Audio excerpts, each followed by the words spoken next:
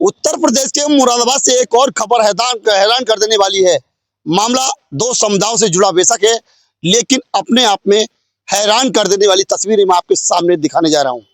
इस समय मैं उसी जगह पर मौजूद हूं जो पीड़ित रात हमें लगभग 10 बजे अपने फोन से कॉल कर रहा था और मदद की गुहार लगा रहा था, लेकिन मैं किसी कारण और हमारी टीम कहीं दूर होने की वजह से हम लोग नहीं पहुंच पाए। और हमने आके जब देखा तो उसकी कंडीशन क्या थी, उस पीड़ित की हमने दर्द जानने की कोशिश करेंगे कि आखिर क्यों हमें उसे पीड़ित द्वारा फोन किया जा रहा था। मेरे पीछे देख सकते हैं, ये एक चारपाई है और ये एक हाथ पायों से थोड़ा मतलब इनके थोड़ा कमजोर हाथ पाए कुछ काम नहीं कर पाती और नहीं अपने बस चल पाती।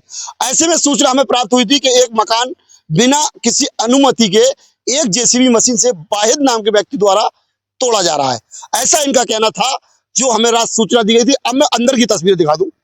अंदर की तस्वीर देखिए, ये वो मकान है।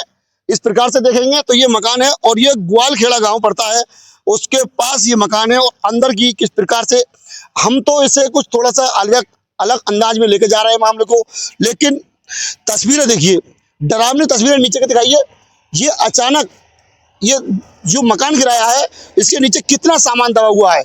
ये वो लैंटर्न ऊपर से गिरा हुआ है, उसके नीचे जो इसके नीचे देखिए चारपाई है, कुर्सी है और तमाम ना जाने कितने सर्दियों के कपड़े इसमें दबे हुए हैं।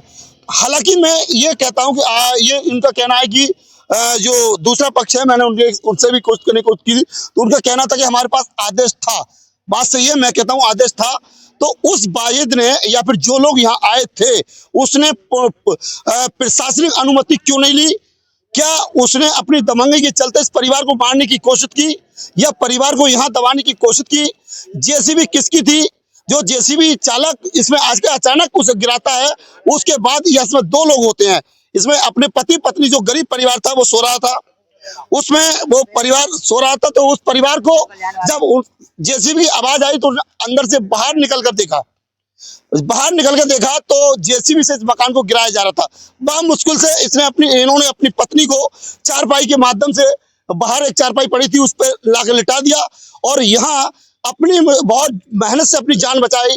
और जब देखा तो देखा कि जानकारी यह है कि दो लोग इसमें पहचानने में इनके आए हैं। उनके नाम मैं बात करने की कोशिश करूंगा। क्या नाम थे? क्या नाम आपका? वाहिद हुसैन, सन ऑफ शाहिद हुसैन। कौन था जो आया था रात? वाहिद हुसैन, सन ऑफ शाहिद हुसैन और सौरभ, और बाप का नाम जयपाल सिंह। ये क्या बजे घटना है रात? लगभग 8 बजे की। तो आपको बताई ना थी आपकी जगह गिरा रहे थे कोई लोग? ना, कोई न था यहाँ पे। आप थे ना? हम दोनों जन थे बस। अंदर थे?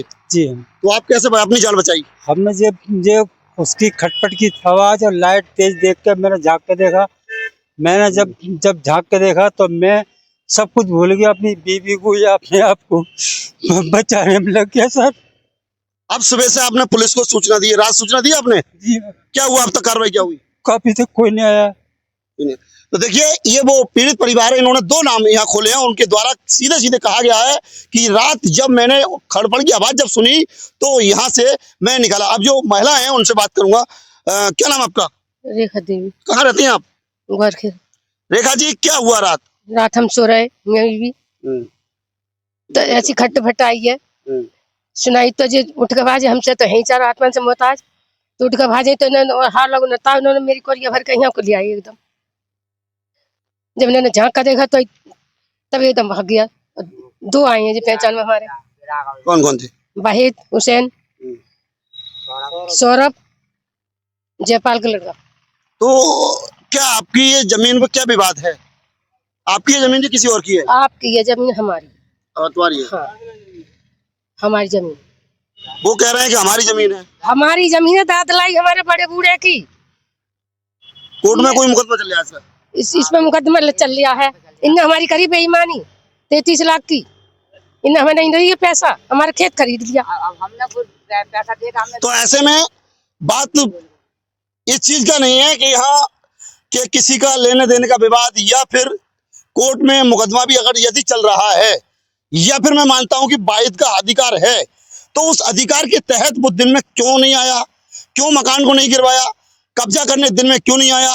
तमाम सवाल खड़े होते हैं। ऐसे में प्रशासन इस प्रकार से सुबह से हम बार बार यही कहूंगा कि प्रशासन की इतनी बड़ी गलती रही है, लापरवाही रही है, क्योंकि पीड़ित परिवार ने जब रात कॉल करी तो 112 आई, उसके बाद वाहिद पर कोई अभी तक कार्रवाई नहीं की गई, ऐसा परिवार का कहना है। मैं 100 गलतियां इनकी बताता हूं, मैं मानता हूं कि 100 गलतियां पीड़ित परिवार की इसमें रह रहा है, लेकिन कोई परिवार का अचानक मकान गिराना बिना अनुमति के प्रशासन से अगर कोई मकान गिराता है तो ऐसे में सवाल खड़े होते हैं कि आखिरकार प्रशासन ने अभी तक क्या कार्रवाई करी। यदि वाहिद के पक्ष में ये कोर्ट का आदेश है या फिर उसकी नाम पर जमीन है, तो किसी की भी जमीन को किसी भी गलत तरीके से नहीं गिरा सकते आप, ये आप भी जानते हैं। और मैं उन प्रशासनिक अधिकारियों से भी कहना चाहूंगा कि ऐसे में किसी पीड़ित परिवार की जान और माल का खतरा जिस प्रकार से बना, और मुश्किल से परिवार ने आपकी तस्वीरें देखी, डरावनी तस्वीरें हैं।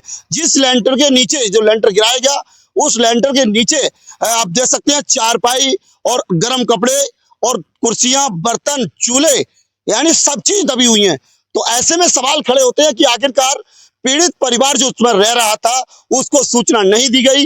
यदि वो परिवार नहीं जागता तो यहाँ बड़ी घटना हो सकती थी, 2 मौतों का आशंका हो सकती थी, यानी 2 मौतें हो सकती थी। इस प्रकार से इस घर को गिराया गया, तो ऐसे में सिस्टम पर सवाल खड़े होते हैं। हालांकि पीड़ित परिवार ने एसडीएम बिलारी और थाना प्रभारी को तहरीर दी है, लेकिन कार्रवाई अभी तक नहीं की गई है।